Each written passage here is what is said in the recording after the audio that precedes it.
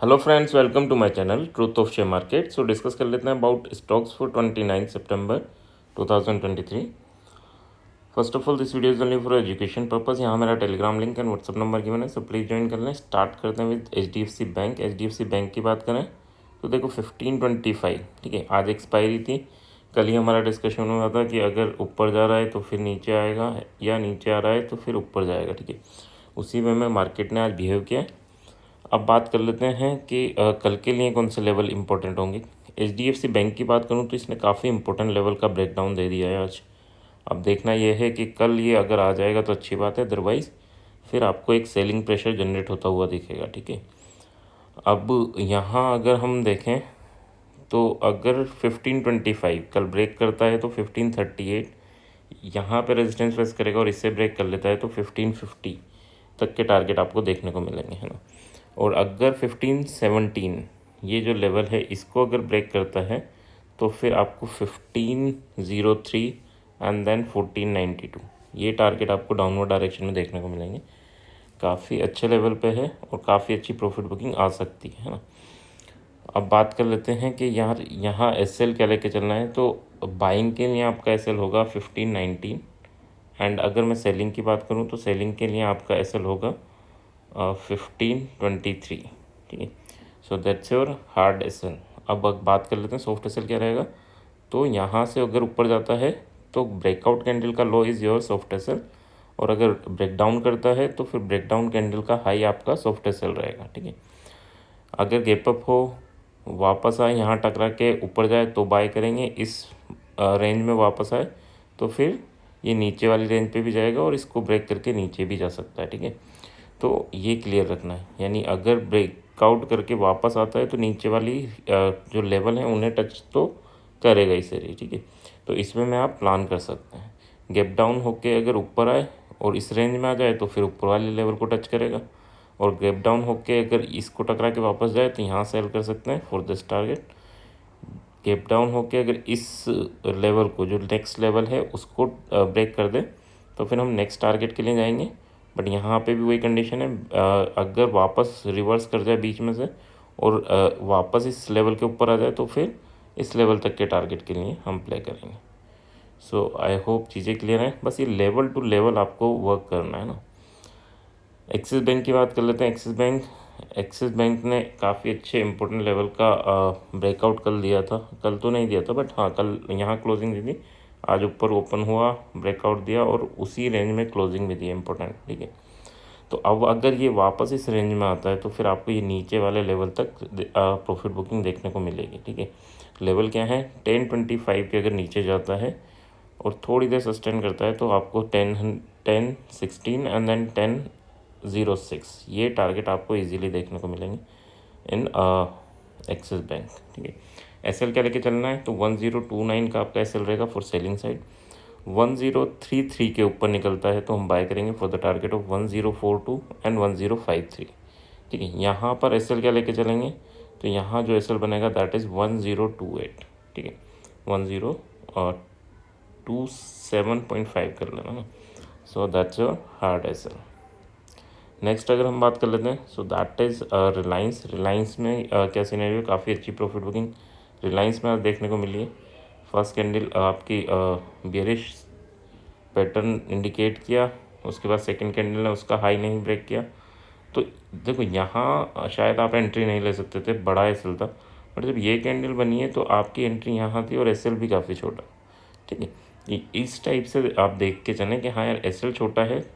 सबसे इम्पोर्टेंट चीज़ ये है, एंट्री उस पॉइंट पर लें जहाँ SL आपके लिए रीज़नेबल है। अब जैसे ये ब्रेक डाउन हो गया तो इसमें आप एंट्री लेंगे तो घबराएंगे क्योंकि इसका SL इस कैंडल का हाई बनेगा, ठीक है। 1 आवर की कैंडल है नो डाउट, बट हाँ अगर 1 आवर की कैंडल में छोटी कैंडल मिल जाए तो फिर तो बात ही अच्छी है, ठीक है। तो यहाँ आपको मौके मिलेंगे, यहाँ मौका मिला। अब इसमें क्या है, देखो काफ़ी छोटा सा SL है और ये टच नहीं हुआ, और देखो कितनी अच्छी प्रॉफिट बुकिंग हुई। तो इसमें में अगर आप प्लान करेंगे कि यार कहाँ हमें एंट्री लेनी है, ठीक है। कई बार हम इस कैंडल में एंट्री ले लेते हैं, SL टेक्निकली तो ऊपर ही रहता है, बट हम क्या कर लेते हैं, चाहिए ये तो 1 आवर की है, बट 15 मिनट की भी जब इस टाइप की कैंडल बनती है तो यहाँ एंट्री ले लेंगे और इतना बड़ा SL, तो जैसे ही ऊपर जाने लगता है तो हम घबरा जाते हैं और बीच में ही अपना एसएल लगा के कट करके चले जाते हैं ना। तो टेक्निकल एसएल जो बन रहा है उस पर वर्क करो। अगर बड़ी कैंडल है, आपको लग रहा है ब्रेक डाउन हो गया, तो वेट करो, अगली कैंडल हो सकता है छोटी सी बने जहां आपका एसएल काफ़ी छोटा हो, तो उस टाइम पे आपको एंट्री करनी चाहिए। तो एक तो ये छोटी कैंडल और एक इस टाइप के पैटर्न, ठीक है, ये इस टाइप के पैटर्न अगर आप यूज़ करेंगे तो आपकी ट्रेडिंग काफ़ी इम्प्रूव होगी, ठीक है। तो अगर जैसे इस टाइप का पैटर्न बनता है, रेड के बाद ग्रीन, और ये बनना चाहिए सपोर्ट और रेजिस्टेंस पे, है ना। तो अगर यहाँ ये बनता है तो फिर आपको एक अच्छी बाइंग दिखेगी, और अगर ग्रीन इधर होती, रेड इधर होती, तो फिर आपको अच्छी सेलिंग दिखेगी, ठीक है। तो इस वे में आप प्लान कर सकते हैं। अब यहाँ पर क्या है कि कभी कभी जैसे ग्रीन और रेड बनी, अच्छी बाइंग दिखी, बट अगर आप हमारे डायरेक्शन के अपोजिट जाने लगे तो इन दोनों कैंडल का जो लो है वो आपका एसएल भी रहता है। तो बात कर लेते हैं लेवल की। रिलायंस में कल के लिए 2346 इम्पोर्टेंट लेवल होगा। यहाँ पहले भी रेजिस्टेंस फेस किया इसने, तो अगर 2346 क्रॉस होता है तो 2358 एंड देन 2373 ये टारगेट आपको देखने को मिलेंगे। नीचे जब तक 2339 के ऊपर है, तब 35 के ऊपर है, तब तक कोई दिक्कत नहीं है। बट 35.5 अगर ब्रेक होता है तो 2324 एंड 2310 ये टारगेट आपको डाउनवर्ड डायरेक्शन में देखने को मिलेंगे, ठीक है। अब नेक्स्ट मंथ के हिसाब से स्ट्रेटजी होंगी। अगर बिग प्लेयर ने ऑप्शन में बाइंग की है तो ये समझना कि मार्केट में फिर डायरेक्शन भी सिंगल डायरेक्शन वे में चलेगा, और अगर ऑप्शन में सेलिंग की है तो मार्केट ऊपर भी जाएगा, नीचे भी आएगा, है ना। तो थोड़ा सा अब डेटा रीड करना भी सीखें। डेटा रीड करेंगे तो उससे आपको, चाहे इंडेक्स का डेटा है, बट हाँ स्टॉक्स में आपके काम आएगा, क्योंकि ये सारे स्टॉक्स वही हैं जो निफ्टी या फिर बैंक निफ्टी के पार्ट है ना। चलो लेवल की बात कर लेते हैं। इसमें एसएल क्या लेके चलना है, तो 2340 आपका बाइंग के लिए एसएल रहेगा, एंड 2339 आपका, सॉरी 2340 आपका बाइंग की सेलिंग के लिए रहेगा, और 2339 आपका बाइंग के लिए रहेगा, ठीक है। नेक्स्ट अगर हम बात कर लेते हैं, so that is Infosys. Infosys की बात करें तो इन्फोसिस ने अपना रिसेंट जिससे ब्रेक करके गया था उसके नीचे क्लोजिंग दी है ना। तो ये इम्पोर्टेंट है। अगर ये रेजिस्टेंस फेस करता है कंटिन्यूस, ठीक है, तो फिर इसमें एक आपको सेलिंग प्रेशर जनरेट होता हुआ दिखेगा, ठीक है। कल भी जो भी लेवल दिए थे उनके हिसाब से सेकंड टारगेट के भी नीचे तक गया है, ठीक है। तो इसको थोड़ा सा लेके चलना।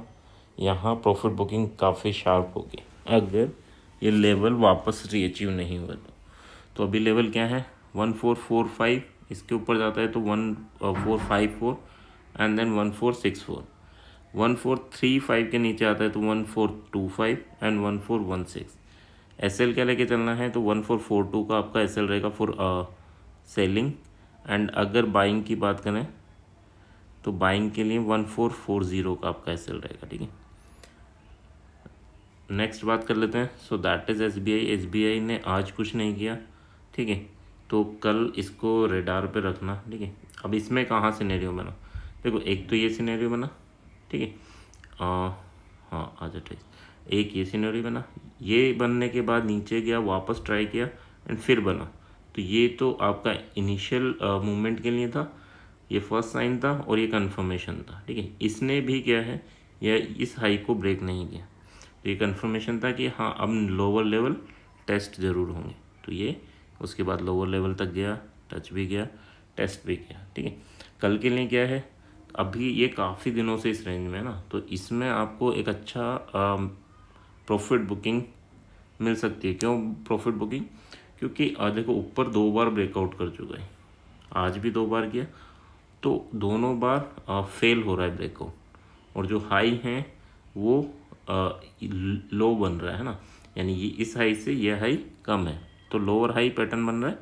तो अगर ये हाई जब तक ब्रेक नहीं होता, अगर ये ब्रेक होता है तो ये स्विंग आपको यहाँ से फिर अगला टारगेट तक मिलेंगे, बट जब तक ये ब्रेक नहीं होगा आपको फिर नीचे अच्छे टारगेट मिलेंगे ना। तो ये ध्यान रखना कि अपर साइड पे रिजेक्शन 2 बार हो चुका है, तो अगर इसमें प्रॉफिट बुकिंग आई तो सेलिंग प्रेशर काफ़ी अच्छा जनरेट होगा एंड आपको अच्छे टारगेट अचीव होंगे ना। लेवल क्या है 589 के नीचे जाता है तो हम सेल करेंगे for the target of 585 and 581। 592.3 के ऊपर जाता है तो फिर हम बाय करेंगे फॉर दिस टारगेट 597 एंड 602। ठीक है, अब अगर ये पैटर्न बन गया, ठीक है, माना ये ब्रेकआउट हुआ, किसी ने एंट्री ली हो, वापस पैटर्न बन गया, तो वो एसएल का वेट नहीं करेगा।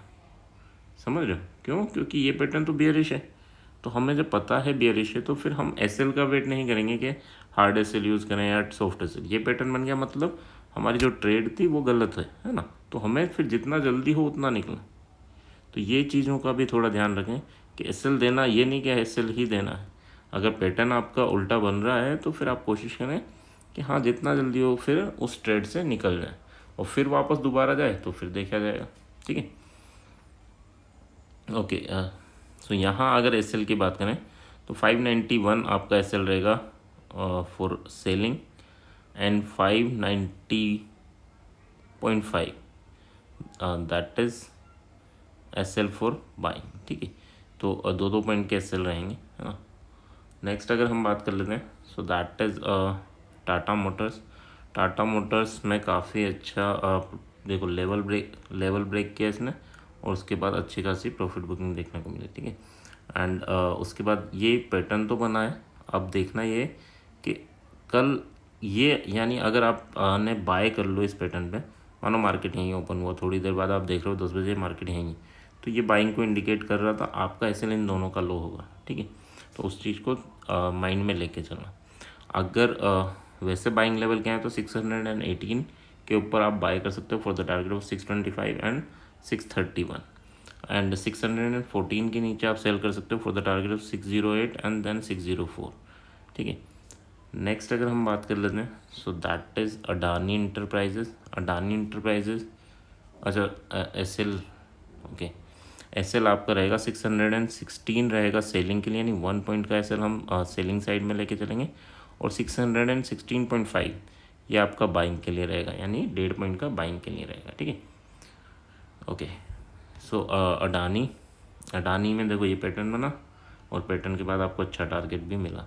अब ये पैटर्न बनेगा हमें टारगेट ही मिलेगा नहीं, अगर यहाँ एसएल ज़रूर लेना है ना, इन दोनों का हाई जो भी है उस पर एसएल ज़रूर लेना है अगर रिवर्स हो जाए तो। ठीक है, बट हाँ चांसेस अच्छे देते हैं कि इसमें अच्छे टारगेट आपको मिलेंगे। ठीक है, अब 2499 यानी वही 2500 के ऊपर जाता है तो 2530 एंड देन 2568, और 2472 के नीचे आता है तो 2444 एंड 2398 या 2400। ठीक है, ये आपके टारगेट रहेंगे। यहाँ एसएल की बात करें तो 20 पॉइंट्स के एसएल लेके चलना है अडानी में। ठीक है, एंड ये थोड़ा न्यूज़ बेस है तो थोड़ा इसमें ध्यान रखना, जिस दिन न्यूज़ है उस दिन तो इससे साइड हो जाना। ठीक है, क्यों? क्योंकि काफ़ी तेज़ फ्लक्चुएशन होते हैं ना, या फिर कभी कभी इतना अच्छा ट्रेंड पकड़ता है कि काफ़ी बड़े टारगेट मिलते हैं ना, तो थोड़ा सा इन चीज़ों का ध्यान रखना। एसएल यहाँ 20 पॉइंट का रहेगा, एंड आई होप ये चीज़ें क्लियर होंगी। तो अभी आपको किस पे वर्क करना है, आपको इस चीज़ पे वर्क करना है एक तो, एंड एक यानी ये जो फेक ब्रेकआउट वाली चीज़ें होती है ना, जैसे ब्रेकआउट हो और वापस आ जाए। ठीक है, अब ये ब्रेकआउट हो, लेवल देखो, लेवल यहाँ रेजिस्टेंस फेस कर रहा है, यहाँ रेजिस्टेंस फेस कर रहा है, इससे पहले भी रेजिस्टेंस फेस किया था, इसलिए लेवल है वो, है ना। यहाँ सपोर्ट ले रहा है, यहाँ सपोर्ट ले रहा है, यहाँ सपोर्ट ले रहा था। ठीक है, तो इसलिए ये सपोर्ट है, तो ये सपोर्ट और रेजिस्टेंस तो मैंने देख के बनाया, बट हाँ आपको ये चीज़ में ये पैटर्न को आइडेंटिफाई करना और इन पे बेस्ट ट्रेड करना, ये ज़रूर समझना होगा, है ना। ब्रेकआउट ट्रेडिंग आपको पूरा यूट्यूब पे मिल जाएगा, बट फेक ब्रेकआउट ट्रेडिंग आपको वो सीखना चाहिए, क्योंकि हम क्या ब्रेकआउट होता है, हम यानी इनिशियली जब मैं भी करता था तो यही बताया जाता था कि हाँ यार ब्रेकआउट हो बाय कर लो एंड आपका ये टारगेट रहेगा, और अगर फेल हो जाए तो इसमें क्या है ना, ये फेल हो या ब्रेकआउट हो, जैसे अगर आप ऑप्शन में करते हैं तो जैसे ब्रेकआउट होता है तो जो प्रीमियम 5 रुपये का था वो 7 का मिलता है, पहली बात 2 रुपये तो कॉस्टली हम दे ही रहे हैं, और जैसे ये ब्रेकआउट फेक हो जाता है ना, तो 7 रुपये की चीज़ जो हमने 7 पे खरीदी थी वो अब 2 रुपये की मिलेगी, तो ये चीज़ें दिक्कतें होती हैं ना।